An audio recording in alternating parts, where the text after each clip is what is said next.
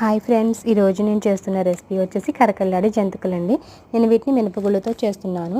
చాలా అంటే చాలా టేస్టీగా ఉంటాయండి. ఇలా నేను ట్రై చేశాను, చాలా బాగున్నాయి. అప్పటి నుంచి నేను ఇలాగే చేస్తున్నాను. ముందుగా ఒక పావు కేజీ మినపగుళ్ళు తీసుకున్నానండి. వాటిని శుభ్రంగా కడిగి ఒక 3 గంటలు నానబెట్టాను. నానిన తర్వాత కుక్కర్లో పెట్టి కుక్కర్లో ఒక 5-6 విజిల్స్ వచ్చి మెత్తగా ఉడికిన తర్వాత వాటిలో నీరు వార్చేసి చల్లారిన తర్వాత మిక్సీ బట్టి ఇలా మెత్తని పేస్ట్లా చేయాలి. చేసిన తర్వాత అందులో వాము, నువ్వులు, సాల్ట్ వేయాలండి.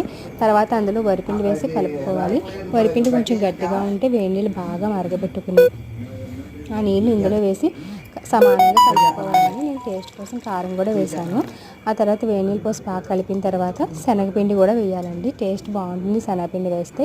తర్వాత నూనె కాగిన తర్వాత నేను జంతికలు మరీ లావుగా అంటే మా ఇంట్లో తినరు కాబట్టి కొంచెం మీడియంలా ఉండే సన్నగా ఉండే జంతికలు చిల్లులు ఉన్నది తీసుకున్నానండి. ఇలా వేసాను. చాలా అంటే చాలా బాగా వచ్చాయి కరకల్లాడుతూనే. మీకు కూడా నచ్చితే ట్రై చేయండి, లైక్ చేయండి. Bye friends.